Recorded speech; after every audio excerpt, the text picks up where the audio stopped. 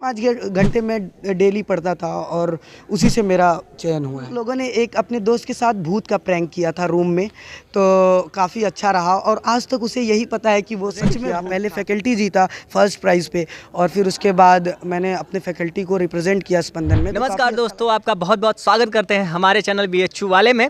आप देखना शुरू कर चुके हैं टॉपर्स टॉक। तो आइए करते हैं टॉपर्स की बात साकेत के साथ। आज टॉपर्स के लिस्ट में हमारे साथ मौजूद हैं प्रतीक सिंह जी और जानेंगे इनकी जर्नी कि इन्होंने कैसे कैसे पढ़ाई करी और देश के प्रतिष्ठित संस्थान जवाहरलाल नेहरू विश्वविद्यालय में कैसे एडमिशन पाया।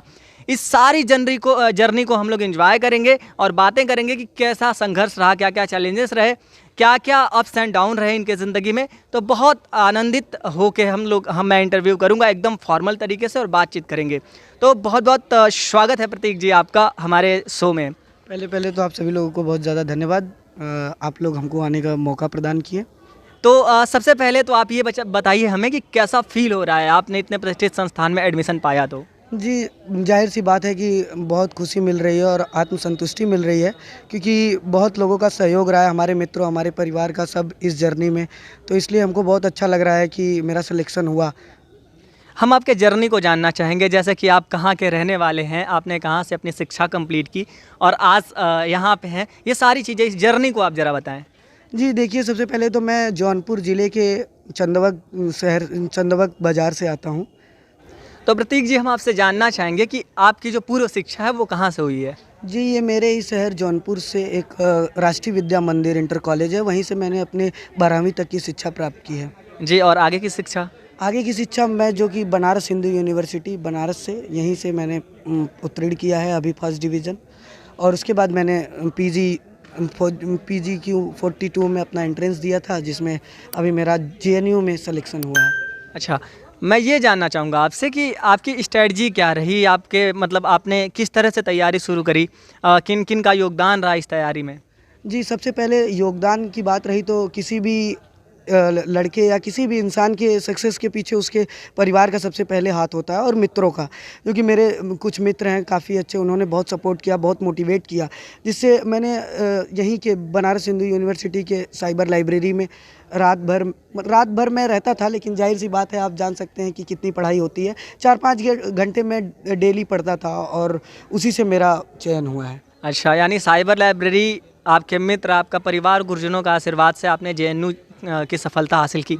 एक चीज़ और बताइए कि आपने कंटेंट कहाँ से लिए, कौन सी पुस्तकें पढ़ी और क्या स्ट्रेटजी थी, कौन से पेपर सॉल्व किए, ताकि जो भी इस वीडियो को देख रहे हैं, जो भी लोग तैयारी कर रहे हैं CUET PG की, वो लाभान्वित हो सके। जी देखिए, बहुत ही साधारण तैयारी रही है मेरी। मैंने राजेश मिश्रा, हिंदी माध्यम का मैं छात्र हूँ, तो मैंने राजेश मिश्रा की पुस्तक पढ़ी और मैंने पॉलिटिकल थ्योरी OP गाबा से पढ़ी। IPT WPT मतलब इंडियन पॉलिटिकल थॉट और वेस्टर्न पॉलिटिकल थॉट भी मैंने OP गाबा से ही कवर किया था। फिर मैंने राजेश मिश्रा से 3-4 महीने कंटिन्यू रिवाइज़ किया, फिर उसके बाद मैंने जाके एग्ज़ाम दिया और काफ़ी अच्छा रहा एग्ज़ाम मेरा।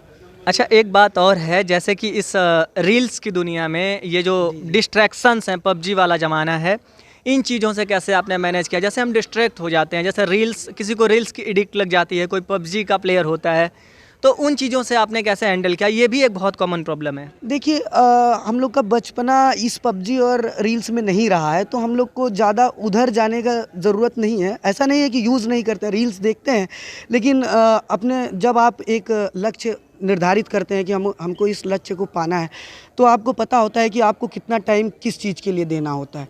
तो मुझे ऐसा लगा कि मैंने डेली अपने रूटीन में 5-6 घंटे पढ़ाई को दिया साधारण तरीके से, और मैंने एग्ज़ाम को अच्छे से पास किया।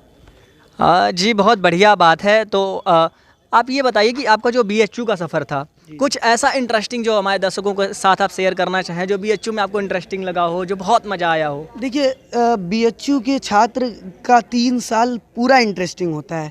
और रह गई बात एक किसी इंटरेस्टिंग किस्से की, तो ऐसे बहुत सारे किस्से हैं जो कि बताना बहुत मुश्किल है, लेकिन फिर भी मैं एक छोटा सा किस्सा शेयर करना चाहता हूँ, जो कि हम ही और शायद आप भी थे हमारे साथ। तो हम लोगों ने एक अपने दोस्त के साथ भूत का प्रैंक किया था रूम में, तो काफ़ी अच्छा रहा और आज तक उसे यही पता है कि वो सच में भूत था।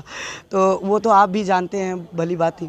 हाँ, ये तो हॉस्टल की खट्टी मीठी यादें हैं। बिल्कुल, एक दोस्त को हमने प्रैंक किया।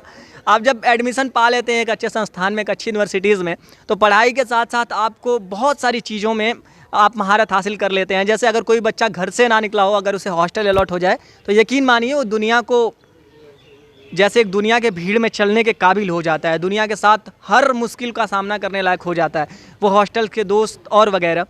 तो आपके पिताजी को जब आपने ये खबर दी थी, जब मैं ये जानना चाहूँगा कि जब आपने पिताजी को ये खबर दी थी तो कैसा फील हुआ था उनको, या परिवार के और भी लोग कैसा फील किए जी, थे? ये बहुत ही अच्छा सवाल है आपका। जब मैंने अपने पिताजी का बताया तो वो काफ़ी खुश हुए, लेकिन हर पिता अपने बच्चे के प्रति अपना इमोशंस दिखा नहीं सकता है, क्योंकि वो जब तक बच्चा सफल नहीं हो जाता, पिता सोचता है कि नहीं, थोड़ा इनको डांट दबा के रखना है कि ये अच्छे लाइन लेंथ पे रहें।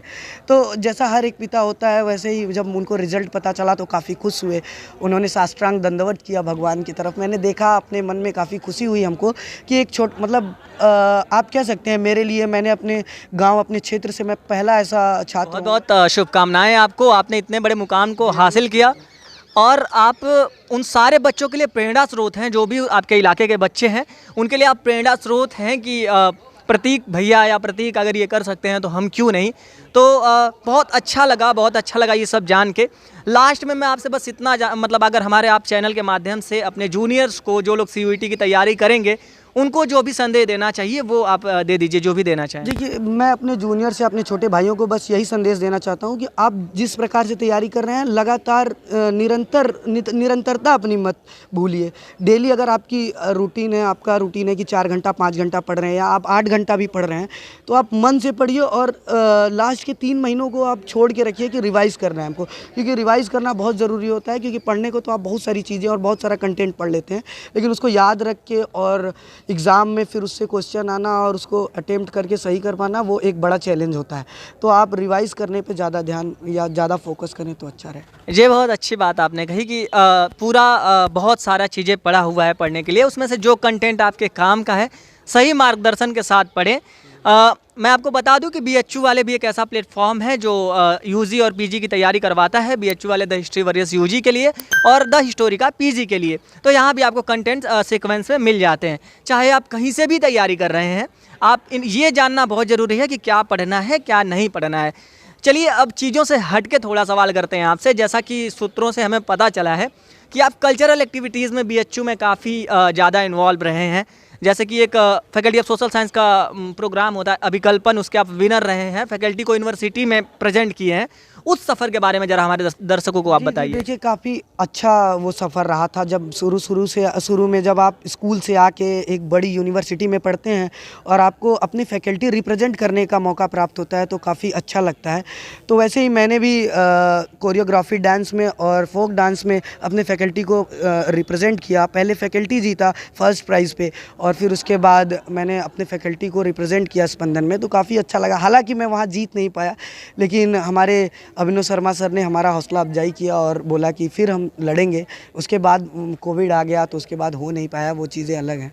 दोस्तों, जिस चीज़ का इन्होंने जिक्र किया, मैं बता दूं कि ये हर फैकल्टी एक वो करवाती है कंपटीशन, उसमें जो एक विनर होता है वो स्पंदन के लिए जाता है। वो पूरे यूनिवर्सिटी का फेस्ट होता है, ना सिर्फ यूनिवर्सिटी बल्कि अफिलेटेड कॉलेज, साउथ कैंपस, जो भी BHU के कॉलेजेस हैं, जो भी अफिलेटेड कॉलेज है, सबका होता है। उसमें इन्होंने फैकल्टी रिप्रेजेंट किया है, मतलब FSS में पहला स्थान ले आया। और उसके बाद तो आप जान सकते हैं कि ना सिर्फ पढ़ने में, कल्चरल एक्टिविटीज़ में भी ये कितना माहिर है।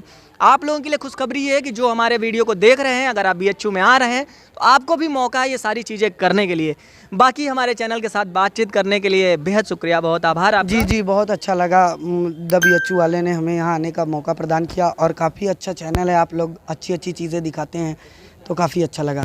जी, बेहद शुक्रिया, बहुत आभार। तो दोस्तों, ये थे प्रतीक। ऐसे ही हम आपको मिलवाते रहेंगे और भी टॉपर से, और दिखाते रहेंगे उनकी जर्नी। हम आपकी राहें करेंगे आसान, जिससे आप भी इन मुकाम तक पहुँचें। और हमारे चैनल पे अगर आप भी ऐसे आके इंटरव्यू देंगे तो हमें बहुत अच्छा लगेगा। तो तब तक के लिए दीजिए हमें इजाज़त। मैं हूँ साकेत, कैमरामैन शिवम के साथ। बेहद शुक्रिया, बहुत आभार।